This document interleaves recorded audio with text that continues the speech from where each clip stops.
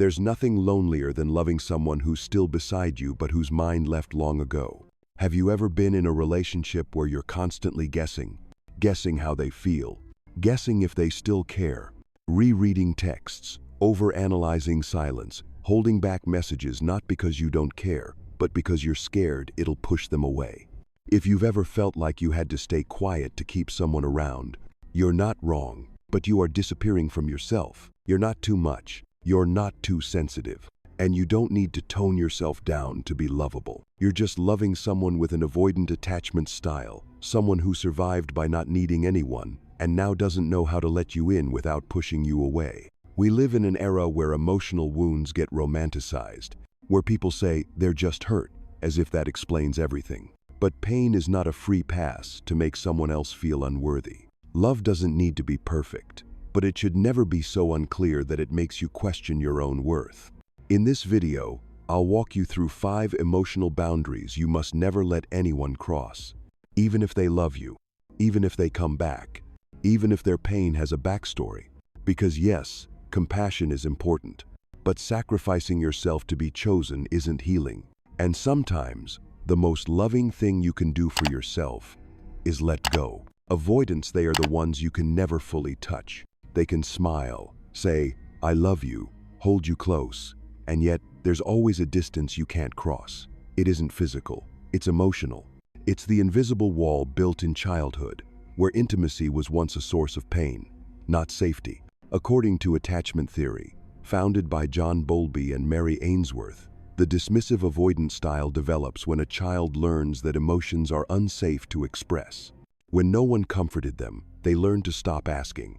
When no one stayed, they learned to survive alone. That child grew up strong, independent, and detached, not because they didn't need love, but because they once needed it too much and were hurt for it. So for them, closeness feels dangerous. When you move closer, they retreat.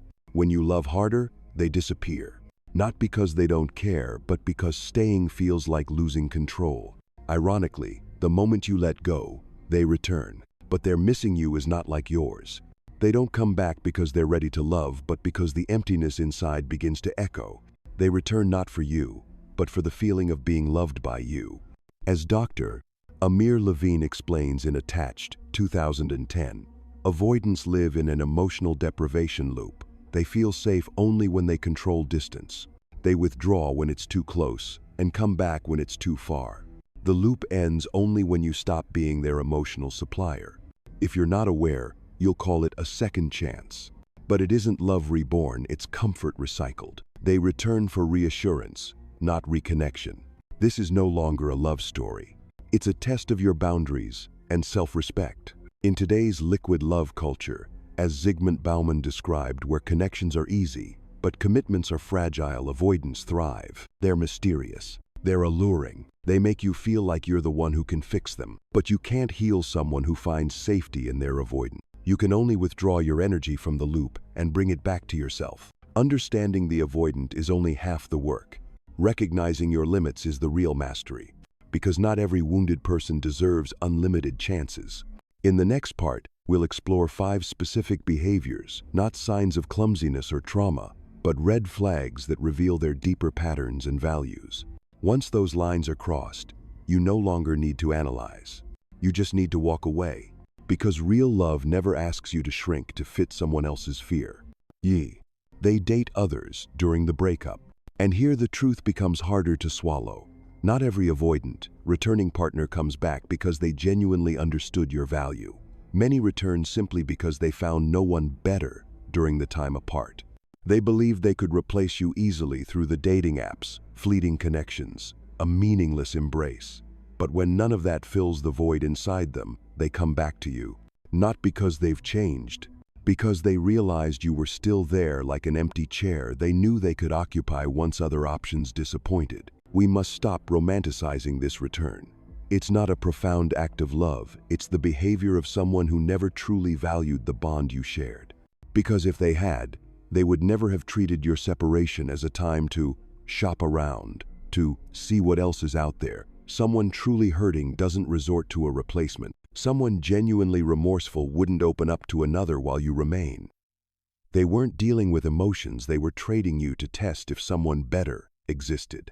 If they do come back after all that, here's what you must know. They didn't return with clarity. They returned because their options were exhausted. You aren't the special one, you're simply the most accessible one. And this isn't just disrespect, it's a wound to your self-worth. If you welcome them back without any questions, you're unconsciously telling yourself, love equals compromise with something unworthy. So this must be your absolute first boundary. No return deserves a second chance if, during your separation, they used their heart or body to connect with someone else. Whether it was a one-night fling, a hug, or several outings, the essence isn't in the act itself, but in how they thought about you while away. If, to them, you were someone they leave when bored and return to when convenient, no amount of therapy can fix that kind of heart. Not every attachment wound can be healed in a relationship. Some wounds don't sit in the nervous system, they are rooted in a selfish mindset that has embedded itself into how they live. And this is why you must stay alert.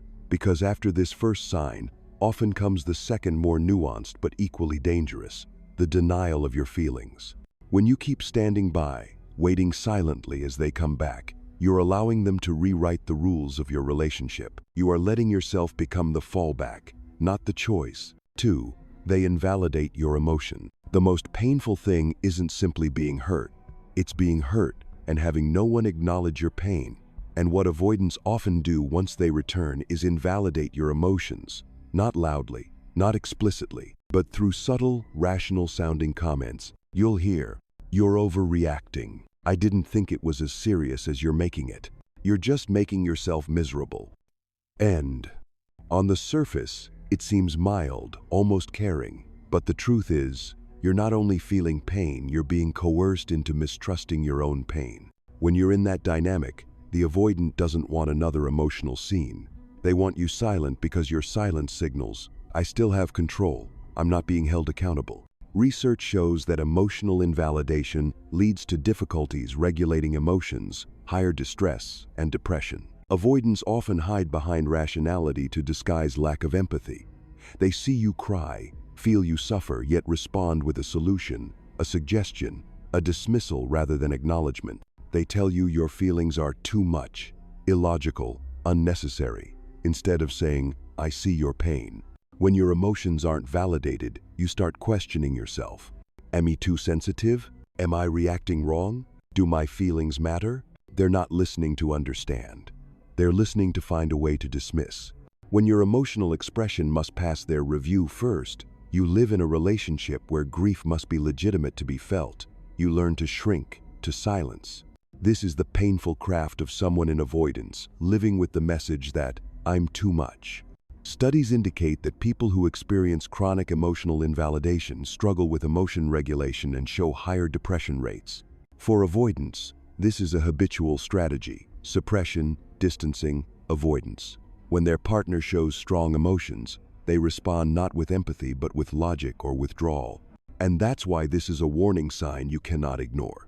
Someone who cannot validate and respect your emotions will never build a healthy, intimate connection. They'll make you feel guilty for feeling your feelings, which is tantamount to a kind of psychological imprisonment. After they've undermined your emotional reality, their usual move is a superficial apology. They return with sweet gestures, soft words, but they never address the hurt they caused. They don't fix, they just invite you back. But the cracks still remain, and each time you step in, you must question, are you being loved for you or because you're easy to accept? If you find yourself thinking, "I dare not cry, I dare not say how I feel, if I show emotion, I'll scare them away," then you're trapped in the invalidation loop. You must set this boundary. My emotions matter. I will not let someone else define their worth. If you don't, you teach the avoidant. You can silence them and teach yourself. Your feelings don't deserve recognition. 3. They come back without real responsibility. Not every apology carries genuine amends. Often it is a veneer masking avoidance of accountability. When someone with an avoidant attachment style says, "I'm sorry if this upset you," on the surface it sounds considerate, but it is not a real apology. It shifts responsibility onto you. "I'm sorry if you hurt," rather than, "I understand I hurt you." And When an avoidant partner returns without self-reflection or inner work, their return is not about rebuilding the relationship, it is about soothing their own discomfort. They may shower you with sweet words. I missed you. No one compares to you. But what they avoid is stating, I understand how I hurt you. They offer no genuine behavioral change, no lesson learned. If they lack real answers to those questions, then their return is just the same pattern resurfacing, under a new guise, no real atonement, no trust building, no commitment. That's not reconciliation, it's re-entry. Tragically, if you accept this return out of love, you are reinforcing a dangerous belief that someone can hurt you, disappear, then return without facing consequences. They learn there's no need to change or take responsibility because you'll wait anyway. A relationship can't thrive on selective forgetting. Research shows that avoidant attached individuals tend to employ deactivating strategies, suppressing emotional needs or the needs of others to maintain autonomy. Without accountability, no healing can begin. Someone who truly loves you doesn't avoid the darkness within them. They face it with you. But someone who simply presents a thin, I'm sorry, over the wound they caused, is not returning to love you. They return to erase the pain so you'll stay. If you accept without question, you teach yourself that love means tolerating damage without growth. Attachment style research reveals that higher levels of avoidant attachment correlate with lower relationship quality and satisfaction. When there's no responsibility, when commitment is absent, relationship damage is inevitable. You eventually realize you are waiting for someone who doesn't know how to rebuild, only how to return. Ask yourself, did they communicate what they'll do differently? Did they accept responsibility for their hurtful actions? Did they admit fault and commit to change? If the answer is no to most of those, you are on an unhealthy path. Hence, you must draw this boundary. If they come back without real responsibility, I will not accept them. Know this. You are not the one who must fix them. You are not the price for their stability. You deserve someone who will love you and prove it through responsibility, not just words, but actions. 4. They always play the victim. In every conflict, every breakup, every emotional bruising, avoidants often take one consistent position. They are the victim. This isn't simply their feeling, but a subtle strategy to dodge responsibility and keep control of your reactions. They recount past hurts. I was hurt. I was betrayed. I was suffocated by expectations. And by that logic, you must understand, tolerate, forgive. It sounds reasonable, but in reality, every time they share their pain, they are suppressing your pain. When you are dragged into being the understander, the healer, the one who must be more patient, the relationship becomes a one-way stage. They are the lead actor. You are the support cast, helping them heal. Their life is the perpetual victim story. You are the unpaid therapist.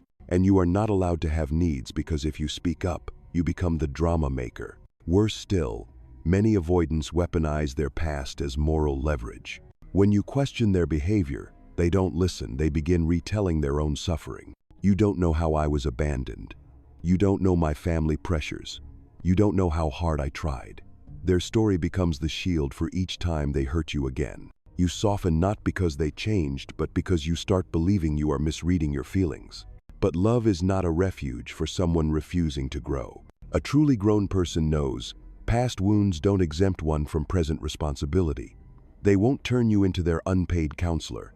They won't use tears to erase their wrongdoing. They won't replay their trauma as a past to keep hurting you. If they remain the victim, and you are always the rescuer, then they're operating in the Karpman drama triangle: victim, rescuer, persecutor, a cycle with no progress. Research on psychological violence in couples shows that someone persistent in playing the victim typically engages in emotional manipulation, invalidation of the partner's feelings, and frames the partner as not understanding or immature. This is not merely shameful, it is a form of emotional abuse. Someone truly committed to healing won't turn every boundary you set into evidence you don't love them enough.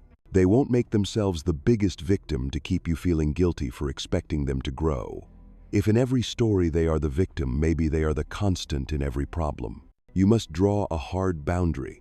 I will not participate in your I'm always the victim act if there's no change. You cannot build a healthy love with someone who expects to be saved. Because when love becomes the place they hide from responsibility, then sooner or later, They will do the worst, not only to the relationship, but to you. They will put you down to feel higher. They will shame you to retain control. And that is when you arrive at the final, non-negotiable red flag, the one you should never allow, even if they return in tears, the shame you are made to feel. Woo! They humiliate you, publicly or privately. When someone who once said they loved you turns around and uses your deepest vulnerabilities against you, the relationship is no longer about love. It becomes a psychological battlefield, and that's the essence of humiliation. Avoidant individuals, especially those lacking deep self-awareness, can become cruel in subtle ways when they feel out of control. They don't know how to navigate intimacy or regulate emotions. So when they feel threatened, they don't pause to reflect. They strike. And they strike right where you're most vulnerable. It might be a snide comment about your looks in front of others, a backhanded compliment comparing you to their ex, or the disclosure of something deeply personal you once shared in trust weaponized to make you feel small and insignificant. The danger? Humiliation doesn't always come with loud voices or public scenes. Often, it happens quietly, in a kitchen, in bed, through a text, and no one sees it but you, and you're left to wonder, did that really just happen? According to Dr. John Gottman, one of the 4 major predictors of divorce is contempt, the belief that your partner is somehow less than you. When a partner no longer sees you as an equal but as someone to correct, belittle, or embarrass, love has left the room. What remains is a battle of egos, where control wins and intimacy loses. You may convince yourself they didn't mean it, they were just upset. But no one accidentally humiliates someone they love. Those words are selected often unconsciously, but they're still delivered with precision, targeting your deepest wounds. You can heal with an avoidant partner if they're self-aware and committed to growth. But you cannot heal in an environment where humiliation is used as a tool. If someone can intentionally tear you down once, they will not hesitate to do it again. And by then, the real question is no longer, do they love you? But rather, do you love yourself enough to walk away? Because sometimes, it's not love that destroys us, it's staying too long with someone who no longer deserves to stand beside us. If you've ever loved an avoidant, if you've ever sat up at night wondering, did I do something wrong? If you've ever made yourself smaller just to keep them from leaving, the first thing I want to tell you is this: you're not crazy, and you're not wrong. You're simply learning a deep lesson no one ever taught you. Love is not supposed to make you question your worth. When you love someone avoidant, you don't just love them, you constantly have to translate their behavior. You guess what their silence means, what their withdrawal signals, whether this distance is the end or just another cycle. And in that uncertainty, you begin to lose yourself. You become quieter, softer, more agreeable, hoping that if you're safe enough, they won't run again. But the truth is, real love never asks you to disappear in order to stay. Healing begins not by blaming yourself, but by learning how to forgive yourself. Forgive the times you didn't speak up. Forgive the moments you stayed too long. Forgive the hope you held on to, thinking love could fix someone who didn't want to change. Because that version of you, the one who loved deeply, who believed fiercely, wasn't foolish or weak. They were brave. It takes courage to love someone who doesn't know how to receive it. It takes strength to hope in a place where most would give up. From here, your healing isn't about forgetting them. It's about remembering yourself. Remember the version of you who laughed freely, the one with the bright eyes and full heart, the one who never had to tiptoe around someone else's fear of love. You have the right to be loved without needing to prove anything. You have the right to set boundaries without being abandoned. You have the right to say, I'm not okay, without being called too much. You have the right to love deeply without having to shrink yourself to be accepted. And you are worthy of a love that is clear, consistent, and present. A love that doesn't make you question every message. A love that doesn't need to be deciphered. A love that sees you fully and chooses you anyway. You don't need someone to come back to feel valuable. You don't need anyone to validate your pain for it to be real. You don't need to win a relationship to prove you're lovable. You've always been worthy. From the start, even if they never saw it. And if you remember just one thing from this, let it be this. True healing isn't about keeping someone else. It's about never abandoning yourself, no matter who leaves. You're still here. You're reading this. You're starting a new chapter 1, where the center of the story is no longer the person who hurt you, but you, the one who's learning to heal. And I promise you, From the deepest losses, light still finds a way. From the smallest version of yourself, you'll rise again stronger, clearer, more whole. Because the most beautiful kind of love has never been about holding on to someone. It's about holding on to yourself, even when everything else falls away. And you're doing that right now. You've made it through it all. The silent withdrawals, the half-hearted returns, the hollow apologies, and the quiet pain that slowly eroded your trust. You loved with your whole heart, perhaps even with the hope that if you were good enough, patient enough, forgiving enough, one day, they would finally stay, truly stay. But after all of it, maybe what you need isn't an answer from them. It's an answer from yourself. What kind of love do you want? A relationship where you tiptoe daily to avoid triggering fear, or a connection where you're free to be yourself whole, honest, and unjudged? You can love an avoidant person. That is not wrong. But you cannot heal them by hurting yourself. You cannot rescue someone from their wounds by sacrificing your boundaries. Real love does not grow through shared pain alone. It grows through two people choosing growth, choosing healing together, not through repeating the same cycle of hurt. And if they're not ready to do that, then you must be ready to walk away. Not because you don't love them, but because you finally love yourself more. You were not born to be kept waiting. You were not born to be tested on how much pain you can tolerate. You were born to be loved clearly, worthily, completely. So if you're standing at a crossroads between holding on and letting go, remember, the greatest maturity is not keeping someone, it's knowing when to set yourself free.